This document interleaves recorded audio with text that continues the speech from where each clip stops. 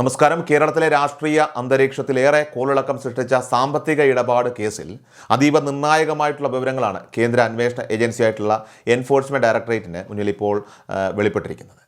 മുൻ മുഖ്യമന്ത്രിയും അതോടൊപ്പം തന്നെ ഇപ്പോഴത്തെ പ്രതിപക്ഷ നേതാവുമായിട്ടുള്ള പിണറായി വിജയൻ്റെ മകൾ വീണ വിജയൻ്റെ ഉടമസ്ഥതയിലുള്ള എക്സാലോജിക് കമ്പനിയും സ്വകാര്യ കരിമണൽ ഖനന കമ്പനിയുമായിട്ടുള്ള CMRL തമ്മിൽ നടന്നുവെന്ന് ആരോപിക്കപ്പെടുന്ന കോടികളുടെ പണമിടപാടിൽ രാഷ്ട്രീയ പ്രതിരോധങ്ങൾക്കും വൻ ന്യായീകരണങ്ങൾക്കും തിരിച്ചടിയാകുന്ന നിർണായകമായ മൊഴിയാണ് പുറത്തു വന്നിട്ടുള്ളത്.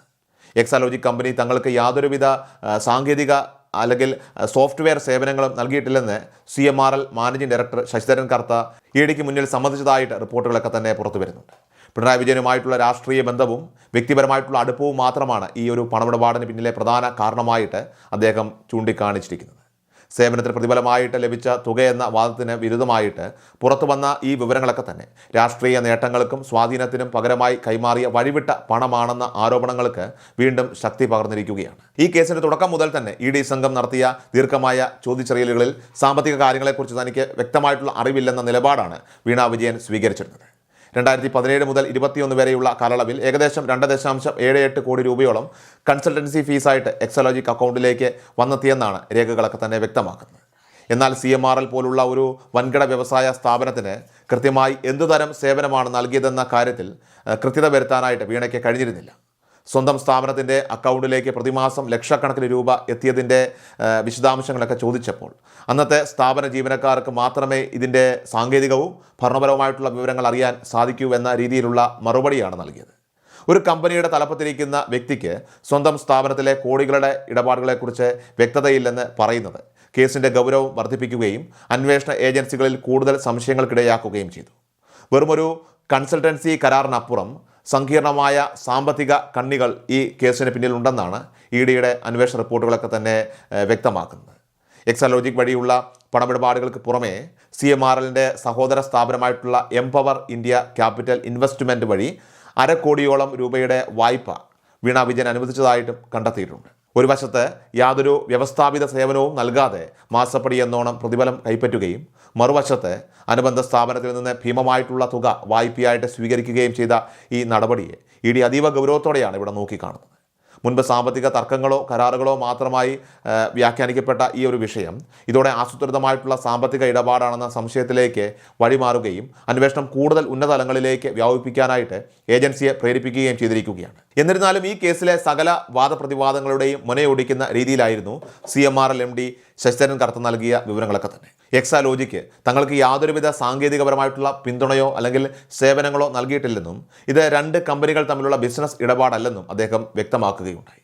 അന്നത്തെ ഭരണ നേതൃത്വത്തോടും അന്നത്തെ മുഖ്യമന്ത്രിയോടുമുള്ള രാഷ്ട്രീയവും ഭരണപരമായിട്ടുള്ള അടുപ്പം നിലനിർത്തുന്നതിനും കമ്പനിയുടെ പ്രവർത്തനപരമായിട്ടുള്ള കാര്യങ്ങൾക്ക് ലഭിച്ച പ്രതിഫലമെന്ന നിലയിലുമാണ് ഈ പണം അന്ന് കൈമാറിയതെന്നാണ് അദ്ദേഹത്തിൻ്റെ മൊഴിയുടെയൊക്കെ തന്നെ കാതൽ.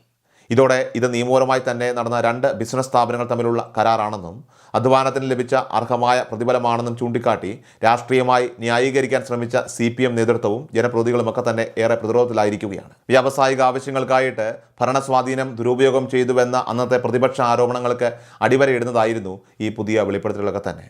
മൊഴികളുടെയും അതോടൊപ്പം തന്നെ ഡിജിറ്റൽ തെളിവുകളുടെയും ഒക്കെ തന്നെ വളരെ വ്യക്തമായിട്ടുള്ള പശ്ചാത്തലത്തിൽ വീണ വിജയനും അവരുടെ കമ്പനിക്കുമെതിരെ കർശനമായ നിയമ നടപടികളിലേക്ക് നീങ്ങാനാണ് കേന്ദ്ര അന്വേഷണ ഏജൻസി ഇപ്പോൾ തീരുമാനിച്ചിരിക്കുന്നത്.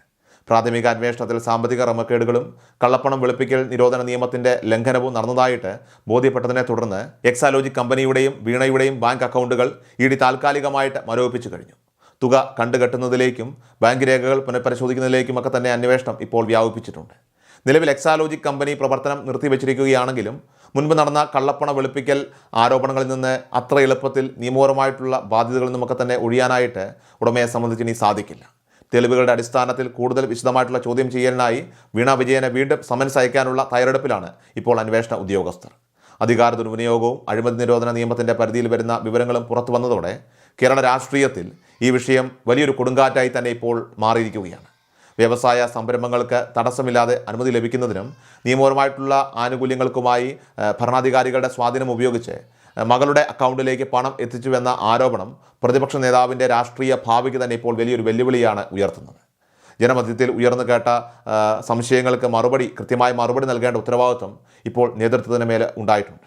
ED ഇപ്പോൾ ബാങ്ക് അക്കൗണ്ടുകൾ മരവിപ്പിച്ചതും വരും ദിവസങ്ങളിൽ ചോദ്യം ചെയ്യലും സാധ്യമായ അറസ്റ്റ് നടപടികളുമൊക്കെ അടക്കമുള്ള കർശന നിലപാടിലേക്ക് നീങ്ങുന്നതുമൊക്കെ തന്നെ കേരളത്തിലെ രാഷ്ട്രീയ സമവാക്യങ്ങളെ വരും ദിവസങ്ങളിൽ എങ്ങനെ സ്വാധീനിക്കുമെന്നാണ് പൊതുസമൂഹം ഇപ്പോൾ ഉറ്റുനോക്കുന്നത്.